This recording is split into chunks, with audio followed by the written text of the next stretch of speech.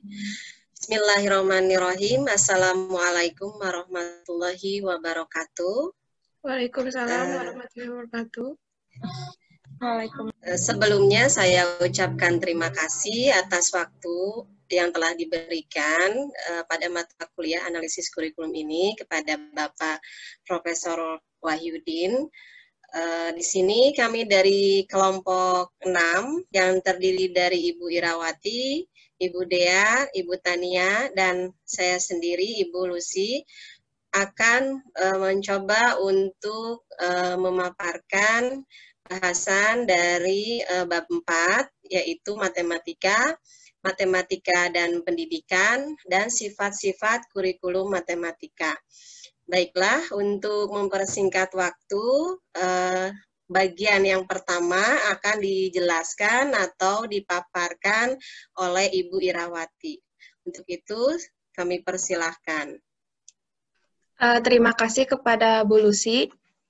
Baik, di sini saya akan menjelaskan mengenai apakah matematika itu. Menurut Albert Einstein, matematika adalah menawarkan pengetahuan alam tentang pengukuran karena tanpa matematika tidaklah mungkin diperoleh.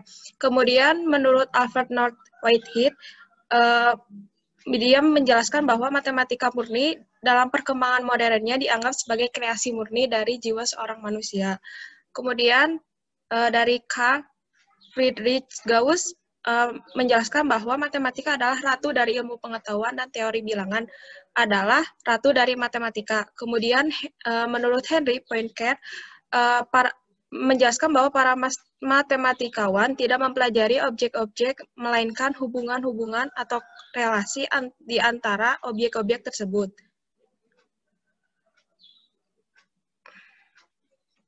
Kemudian matematika berasal dari suatu konsep bilangan yang dimiliki oleh peradaban awal umat manusia. Bagian matematika tentang aspek-aspek berhitung terkait dengan bilangan sebagai aritmetik. Nah, aritmetik ini merupakan cabang matematika dalam asal-usul zaman kuno. Setelah manusia mulai pandai dalam aspek berhitung bilangan, manusia memiliki minat terhadap ide-ide abstrak mengenai bilangan, kemudian mempelajari berbagai relasi intrik yang terdapat dalam bilangan-bilangan. Definisi ini menjadikan bahwa aritmetik sebagai cabang matematika yang lebih tua daripada teori bilangan. Namun demikian, teori bilangan bukanlah suatu cabang matematika baru karena para penganut Pitagoras pada tahun 2000 tahun Masehi digolongkan sebagai pakar teori bilangan, selain sebagai para pakar aritmetik. Kemudian, manusia awalnya hanya memperhatikan bentuk, kemudian melakukan observasi-observasi terhadap objek-objek yang hadir dalam kehidupan sehari-hari. Kajian bangun datar dan bangun ruang diobservasi berbagai relasi yang ada di antara bangun-bangun itu yang membawa manusia dalam mengembangkan bidang matematika yang disebut geometri. Dalam geometri, konsep bilangan diperluas dan dapat bermanfaat sebagai mengukur sudut, panjang, luas, dan sebagainya. Kemudian, salah satu cabang besar dari matematika adalah analisis. Beberapa ide dasar analisis bermula dari Archimedes tahun 278 sampai 212. Analisis matematis esensinya menjadi bagian tertentu yang kentara dari matematika dengan adanya kalkulus. Pengembangan kalkulus di pertengahan abad ke-17 oleh Newton dan Leibniz menandai permulaan matematika modern. Perlu kita ketahui bahwa kalkulus hanyalah sebagian kecil dari analisis yang sangat luas. Ada pula orang yang memegang pandangan keliru bahwa kalkulus merupakan puncak dari matematika, karena kalkulus hanya permulaan dari matematika modern. Kemudian Newton membuka panorama baru untuk dieksplorasi dan dicapai. Seabad kemudian, ide-ide yang dimilikinya akan berasimilasi ke dalam tubuh umum matematika. Newton secara jelas menunjukkan penghargaannya atas kontribusi para pendahulunya dengan berkata, jika memang saya melihat lebih jauh daripada orang lainnya, itu karena saya berdiri di atas pundak raksasa. Kemudian, matematika memenuhi syarat sebagai suatu sains menurut definisi, maupun yang dapat diterima untuk suatu sains. Faktanya, matematika juga merupakan suatu seni, tidaklah sedemikian jelas bagi mereka yang belum menyadarinya. Kelak akan jelas bahwa matematika bukanlah sesuatu yang ditemukan, lebih tepatnya matematika merupakan suatu komposisi, kreasi, atau invensi.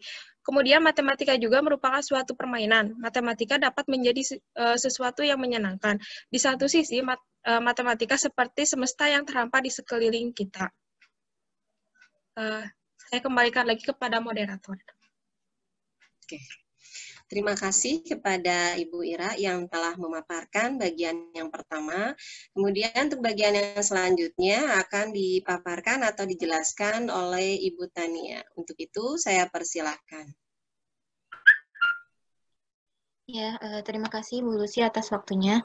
Matematika dalam pendidikan ini ada sejak tahun 2000 sebelum Masehi, di mana zaman Babilonia terdapat fakta matematika tapi bukan sains deduktif. Lalu di tahun 5 sebelum Masehi, Pythagoras menunjukkan pembuktian matematika berdasarkan asumsi awal. Lalu di tahun 15 sampai 16 Masehi, di sana ada Kepler tentang pergerakan planet dan Newton mengenai 3 hukum gerak. Lalu di tahun 19 Masehi sampai sekarang masih terjadi revolusi matematika. Misalnya pada zaman awal itu ada geometri non-Euclid, ada juga di pertengahan abad 19 ada Hamilton mengenai aljabar kuantum dan lain sebagainya. Next.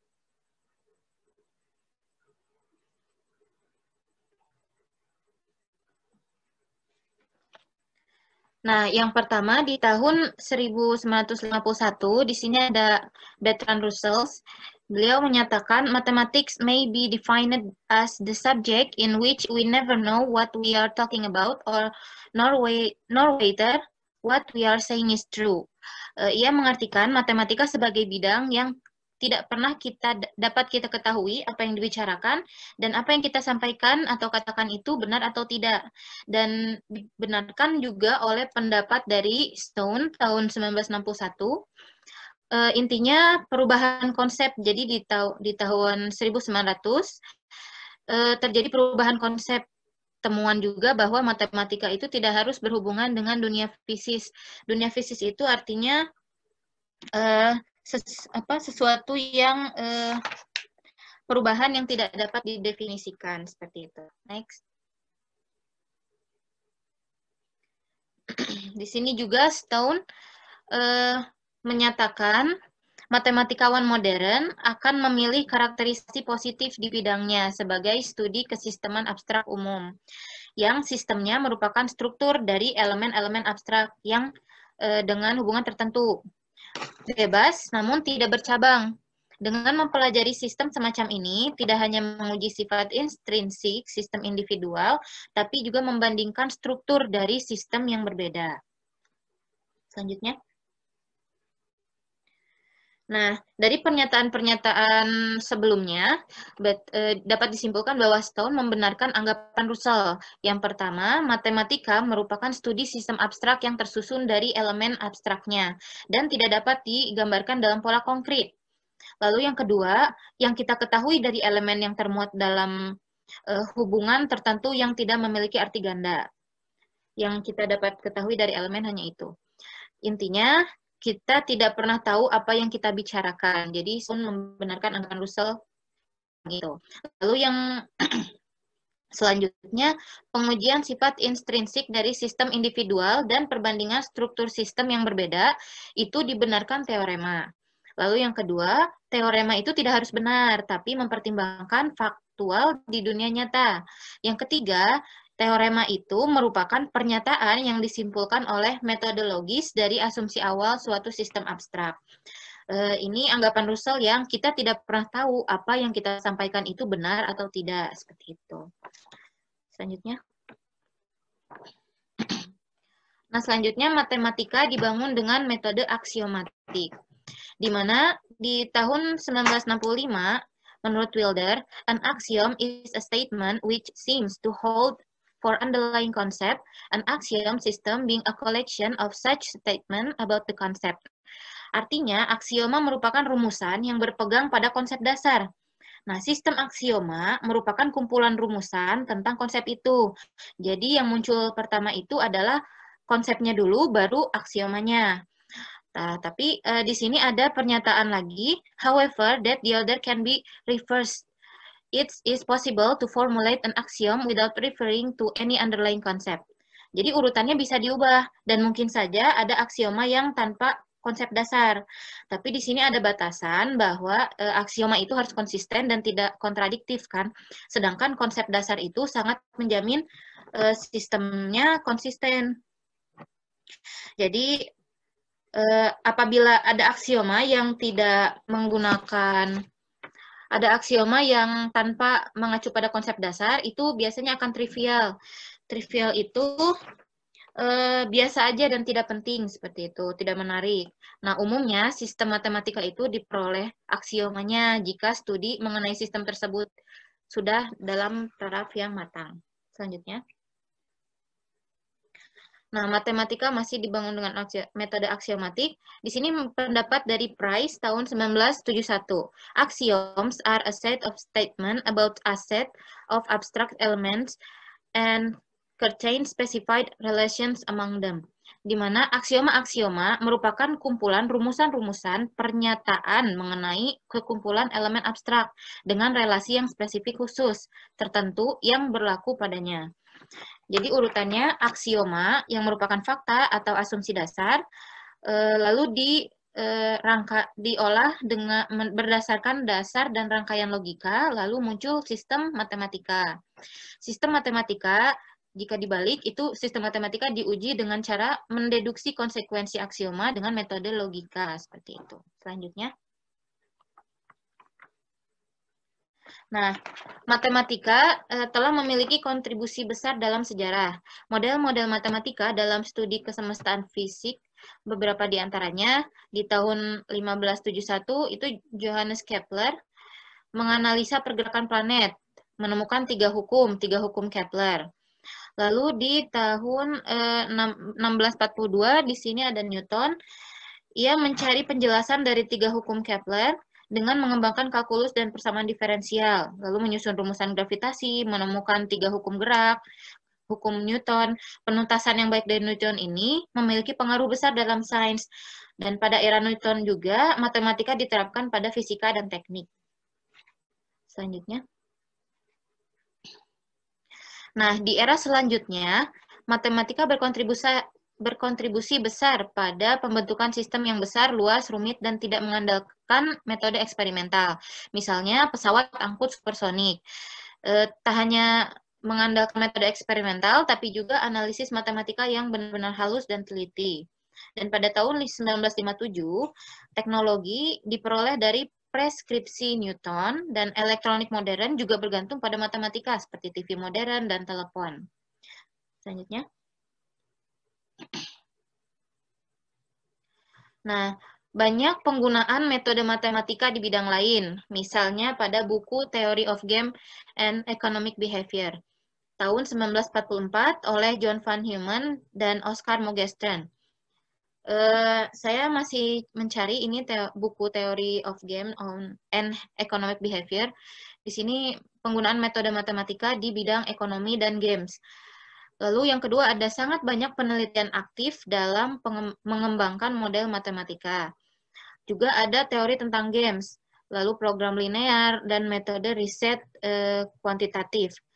Lalu yang terakhir ada aplikasi yang luas pada bisnis dan manajemen. Di sini dalam ilmu pengetahuan bisnis dan manajemen, matematika memiliki kontribusi besar, di mana sebelum masuk sekolah bisnis, itu sekolah itu menuntut siswanya menyelesaikan kursus substansial matematika sebelum masuknya. Biasanya kan menghindari matematika masuk ke bisnis dan manajemen, padahal di bisnis dan manajemen juga ternyata pasti ada matematikanya gitu. Dalam ilmu biologi pun sama, matematika itu menjadi bahan model matematik bagi sistem yang teramati. Selanjutnya.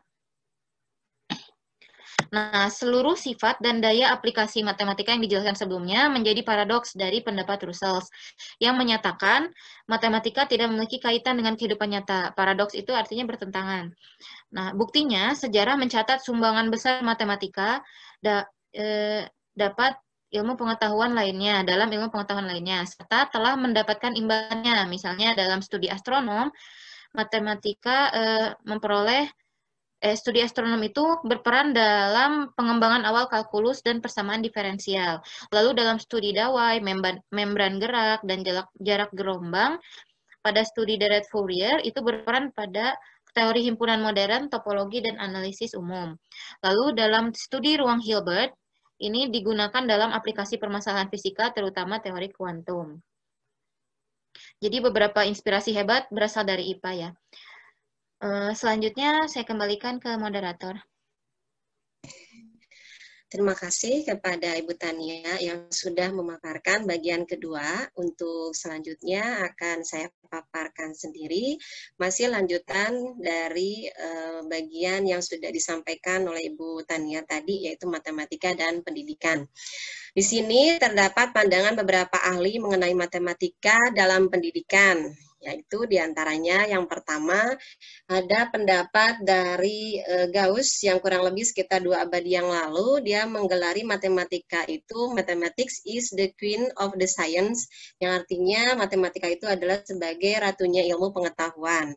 Yang kedua, pandangan yang kedua ini dari Bell tahun 1951 menyatakan bahwa mathematics is also the landmaiden and servant of the science, yang artinya bahwa matematika juga adalah pelayan dan pembantu ilmu pengetahuan.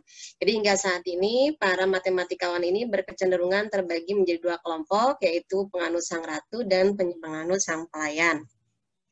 Untuk pandangan berikutnya dari salah satu matematikawan Inggris yang paling menyolok di pertengahan abad ke-20, yaitu Hardy tahun 1940, yang menyatakan bahwa useless mathematics was pure and beautiful, but useful mathematics was impure and ugly. Dia menyatakan bahwa matematik yang bukan terapan adalah murni, mulia, dan menawan, tetapi matematika terapan adalah tidak murni dan buruk. Jadi dia membuat kontribusi penting bagi teori bilangan, analitik, lahan matematika yang rumit, cantik, dan yang bukan terapan. Berikutnya. Pandangan berikutnya ini berasal dari Richard Cohen, yaitu seorang matematikawan Amerika yang menghabiskan sebagian awal hidupnya di Jerman. Dia mempunyai pandangan yang sungguh berbeda dengan Hardy terhadap matematika, yaitu dia lebih memilih bahwa matematika ini adalah sang pelayan. Di sini disebutkan bahwa mathematical research has shown a tendency toward over specialization and over emphasis on abstraction, blah blah. Without doubt, all mathematical development has its psychological roots in more or less practical requirement. Jadi di sini dia mengungkapkan bahwa penelitian matematika telah menunjukkan kecenderungan yang terlalu terspesialisasi dan terlalu berlebihan memberikan penekanan pada abstraksi, di mana tiada keraguan bahwa semua pengembangan kematematikaan memiliki akar psikologi, paling tidak pada tuntutan-tuntutan praktisnya. Dan pandangan yang berikutnya, ini dari John von Neumann, salah seorang matematikawan dan ilmuwan terbesar pada abad ke-20. Dia memperlihatkan kesesuaian tentang pandangan dan sikap dari Cohen tadi. Ya, di sana dia menyebutkan bahwa kurang lebih artinya yang sudah diungkapkan adalah di jarak yang jauh dari sumber empiriknya atau setelah begitu banyaknya pembiakan abstrak, suatu subjek matematika berada dalam ancaman kemunduran. Ya. Berikutnya.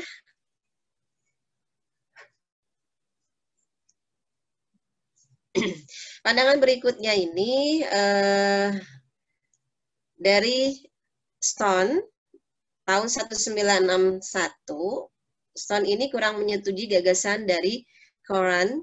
Dia menyatakan bahwa there is no doubt that one of the most exciting features of intellectual life is in the 20th century is the penetration of mathematics into an ever-widening circle of scientific discipline.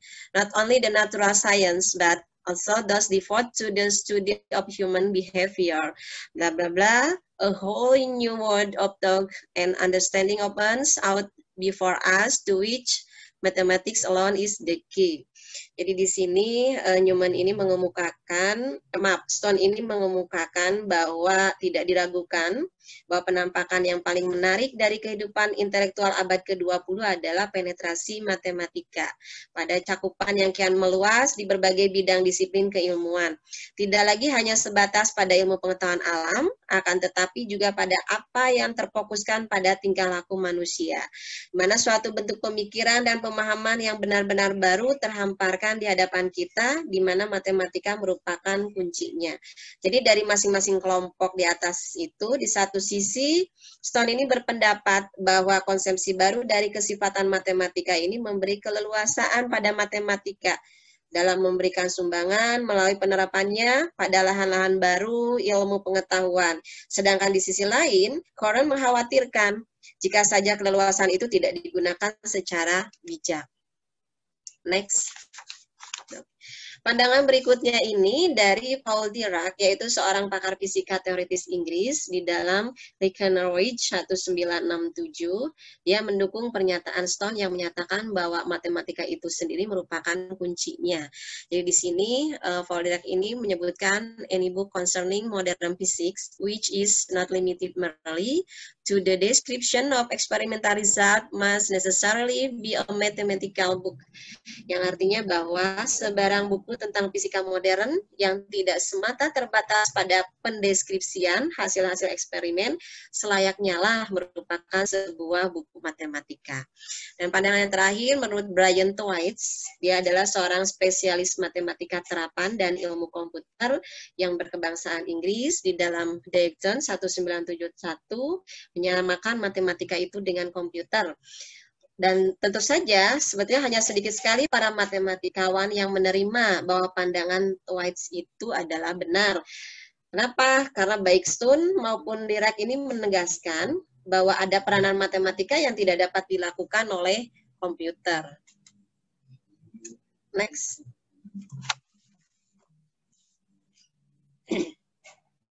Oke. Jadi berdasarkan pandangan-pandangan di atas terhadap pengembangan matematika di dalam pendidikan, muncul dua kecenderungan yang berlawanan, khususnya sejak periode berakhirnya Perang Dunia II di Amerika Serikat, yang merupakan masa keemasan matematika, yang mengarahkan pada peralihan dari istilah matematika menjadi istilah yang lebih sesuai, yaitu sains matematika, yang mencakup matematika murni, matematika terapan, statistika, sains komputer, serta penggunaannya di berbagai bidang. Dua kecenderungan yang berlawanan dalam pengembangan kematematikaan yang dijelaskan di atas tadi itu dapat dengan jelas terlihat dari berbagai jurnal yang menyangkut matematika, seperti kian memuncaknya keabstrakan yang ditunjukkan oleh banyak penelitian matematika murni dan jangkauan serta kebermutuan aplikasi-aplikasi matematika yang begitu nyata. Ya. Next. Oke.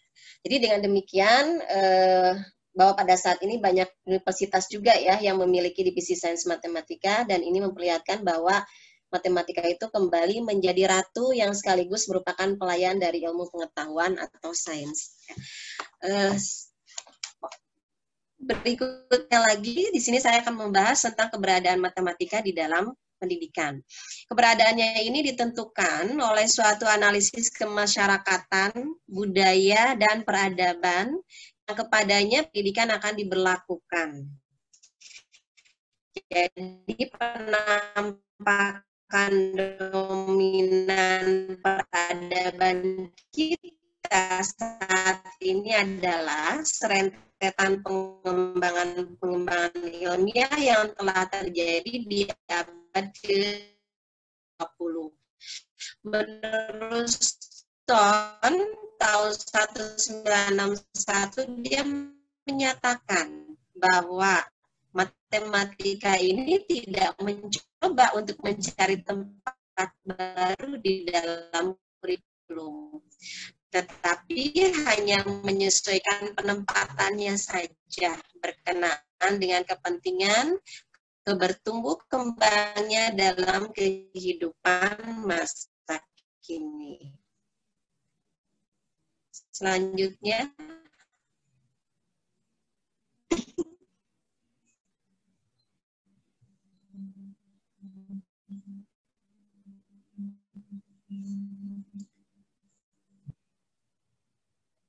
Ibu Ira. Ibu Ira selanjutnya untuk mungkin sinyalnya ya. Saya lanjutkan lagi untuk masih membahas tentang keberadaan matematika di dalam pendidikan. Jadi di sini Stone ini merumuskan permasalahan sentralnya menjadi 3 bagian. Yaitu 1, memastikan bahwa pengetahuan matematika terbubuhi gagasan pokok dan prinsip-prinsip keterampilan matematika modern. Yang kedua, pengorganisasian kurikulum yang tersusun dengan baik. Yang ketiga, memasukkan ke dalam program ini segala apa yang diketahui oleh psikolog modern tentang pengembangan intelektual, formasi konsep, dan proses pembelajaran.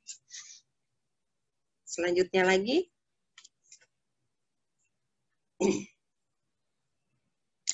Masih tentang keberadaan matematika di dalam pendidikan ini, ada 2 alasan kenapa keberadaan matematika di dalam kependidikan ini menjadi posisi sentral, yaitu yang pertama, pengembangan sains dan teknologi atau IPTEK sejak tahun 1940 yang menegaskan bahwa kita hidup di era sains. Jadi mau tidak mau matematika itu pasti akan ikut terlibat.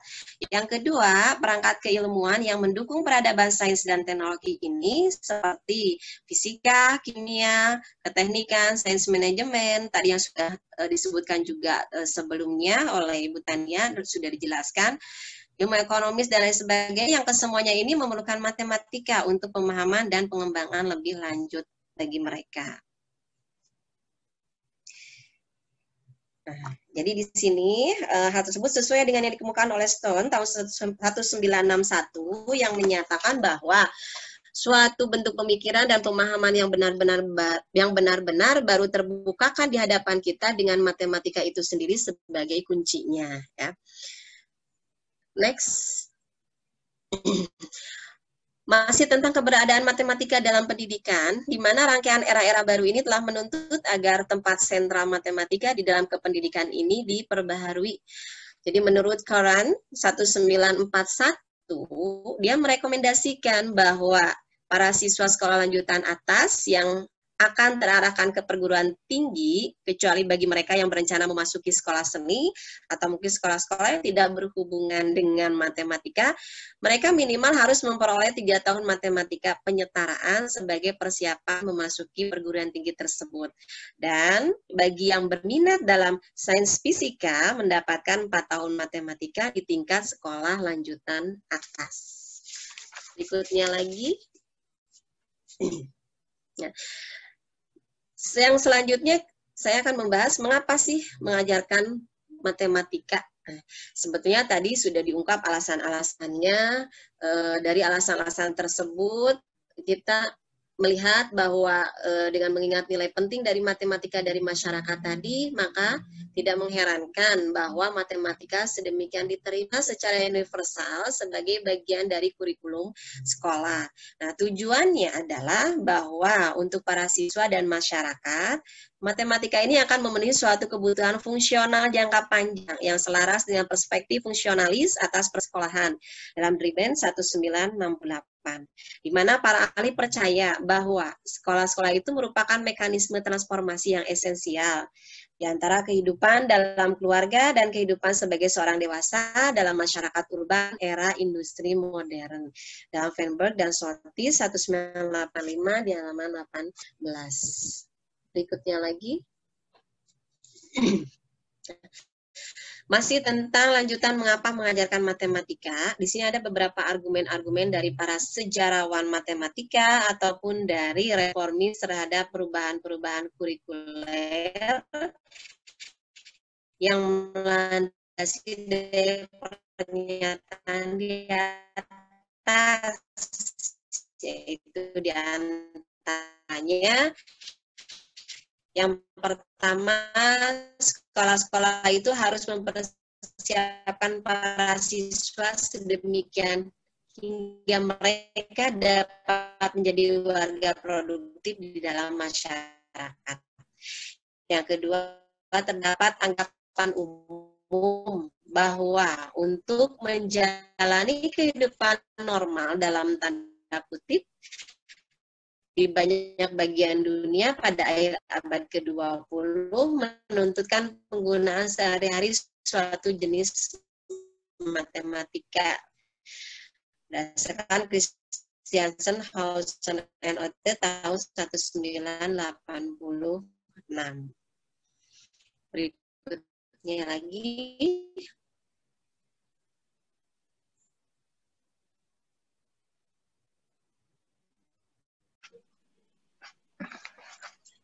Masih melanjutkan tentang mengapa mengajarkan matematika di argumen yang terakhir ini, yaitu kita mengetahui kebutuhan atas aritmetika untuk mengelola urusan-urusan pribadi seseorang dan tuntutan dari banyak bidang pekerjaan yang menggunakan hanya kadar matematikanya yang sedang saja, di mana pelatihan khusus dalam matematika ini adalah prasyarat untuk studi dalam rentang luas di bidang-bidang lain. Itu dalam Paul Trapstone 1980.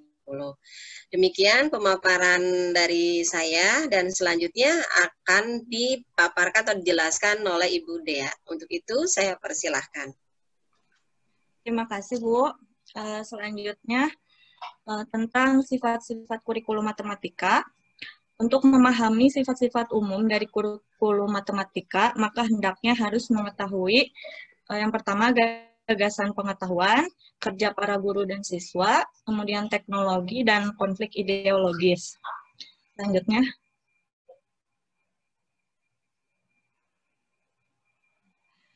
Pertama, pengetahuan. Matematika sekolah adalah sekumpulan besar konsep dan kecakapan yang ditata secara hierarkis menurut Romberg tahun 83. Untuk mengembangkan suatu kurikulum, seseorang harus membagi-bagi dan mengurutkan gagasan-gagasan matematis untuk pembelajaran. Topik-topik aktual yang diajarkan di ruang kelas-kelas adalah topik yang muncul dalam buku teks yang dipakai dengan penekanan pada konsep-konsep dan kecakapan-kecakapan yang muncul dalam tes-tes. Keputusan-keputusan tentang apa yang dimasukkan ke dalam suatu program matematika dipengaruhi oleh para pengembang kurikulum, administrator, grup-grup tekanan politik, penerbit, dan pihak-pihak lain yang berkepentingan dalam apa yang diajarkan di sekolah-sekolah. Kemudian ada kerja para guru. Peran-peran kerja para guru dan siswa adalah saling melengkapi. Beberapa ada yang mengajar dan yang lainnya belajar. Namun demikian, karena tujuan-tujuan dari sekolah-sekolah itu diarahkan menuju belajar siswa, peranan guru harus melengkapi peran siswa daripada sebaliknya. Selanjutnya, ada kerja para siswa.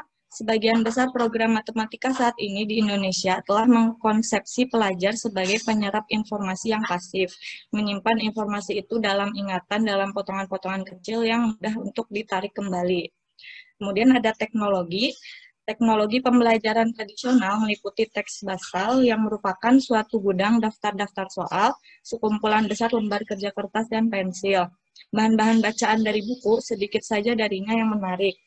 Oleh karena itu, matematika buku kerja memberikan para siswa sedikit saja alasan untuk menghubungkan gagasan-gagasan dalam pelajaran hari ini dengan pelajaran-pelajaran yang telah lalu atau dengan dunia nyata.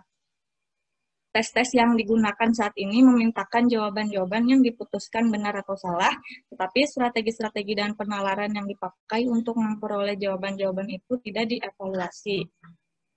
Next. Ada konflik ideologis, praktek-praktek sekolah secara historis telah berkembang sebagai konsekuensi dari kompromi-kompromi antara grup-grup yang memegang pandangan ideologis berbeda tentang pendidikan untuk generasi muda dalam suatu masyarakat tertentu. Kurikulum matematika sekolah telah berkembang melalui kompromi yang membuahkan suatu kurikulum yang terpisah dari penggunaan-penggunaannya, sehingga para siswa memandang matematika sebagai suatu sistem formal yang tertutup. Next. Nah, lanjutan dari konflik ideologis, menurut Herbert Kleibart tahun 85 telah mengatakan bahwa muatan dan organisasi kurikulum sekolah yang timbul pada paruh pertama abad ini adalah kompromi surat antara posisi-posisi ideologis dari 4 kelompok. Kleibart melabel 4 kelompok ini sebagai kelompok komunis yang pertama, itu menekankan nilai penting disiplin-disiplin pengetahuan tradisional sebagai perwujudan dari warisan kebudayaan Barat sebentuk absolutisme yang sangat ketat. Mereka mewakili ortodoksi kurikulum di abad ke-19. Yang kedua ada kelompok developmentalis, kurikulum harus didasarkan pada urutan perkembangan alamiah dalam anak-anak. Next.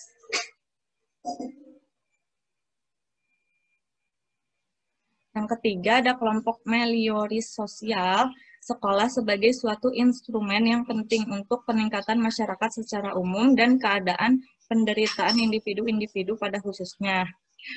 Dan yang terakhir ada kelompok edukator efisiensi sosial yang mendukung suatu pendekatan ilmiah untuk membangun kurikulum yang akan berkontribusi pada suatu masyarakat yang efisien, yang berfungsi dengan lancar, suatu kurikulum yang akan mempersiapkan tiap orang bagi tempatnya yang telah ditentukan sedari awal dalam masyarakat itu. Selanjutnya,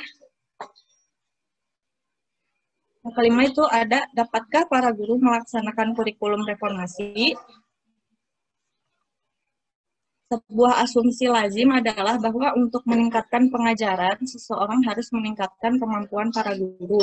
Para guru bagaimanapun bukanlah satu-satunya jawaban untuk sebuah reformasi. Dengan kata lain, sistem pendidikan yang berlaku dalam masyarakatlah yang sebenarnya merupakan alat untuk menanamkan harapan-harapan, nilai-nilai, pengetahuan serta standar-standar perilaku sarana pelestarian masyarakat itu kepada generasi muda. Next.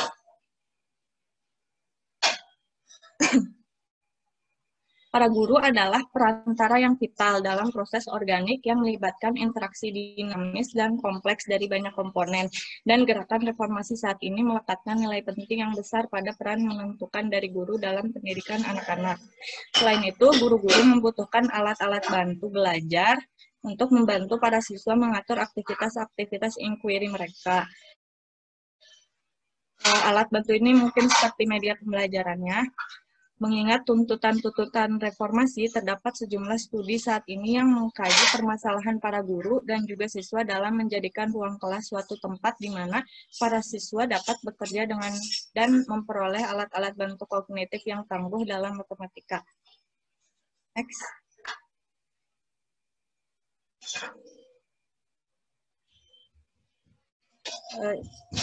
Jadi misalnya mereka perlu memberikan sampel-sampel diagram kumpulan data yang membantu para siswa secara bertahap menyadari manfaat dari tampilan-tampilan semacam itu untuk mempermudah analisis data berikut kecakapan-kecakapan untuk membuat diagram oleh mereka sendiri. Selanjutnya saya serahkan kepada moderator. Baik, terima kasih pada Ibu Dea yang sudah memaparkan bagian yang terakhir. Di sini saya akan bacakan kesimpulan dari bab 4 yang kami bahas ini.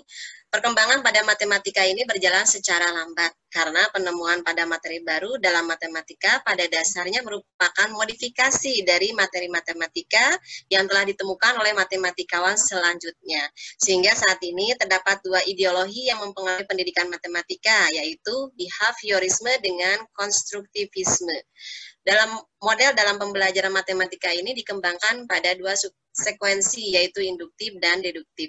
Di dalam penyusunan kurikulum terjadi tarik-menarik antara behaviorisme dengan konstruktivisme sehingga kurikulum matematika mempengaruhi kedua kubu tersebut. Kurikulum Indonesia tahun 1968 dan sesudahnya, terutama dari segi konten dan pendekatannya. Kurikulum 2004 tidak berbeda dengan kurikulum 1975, 1984, dan 1994. Yang tampak berbeda hanyalah penempatan beberapa materi serta urutannya di tingkat kelas tertentu. Jadi gagasan pemerintah bahwa anak Indonesia memiliki kemampuan sehingga menentukan kelulusan seorang siswa kurang bijaksana, bahwa matematika karena lulus atau tidaknya ditentukan hanya dengan 120 menit. Demikian kesimpulan yang saya sampaikan. Mohon maaf atas segala kekurangan presentasi dari kelompok kami. Kami mohon masukan, sarannya, dan apabila ada pertanyaan-pertanyaan juga bisa Bapak dan Ibu tanyakan di forum LMS. Terima kasih. Assalamualaikum warahmatullahi wabarakatuh.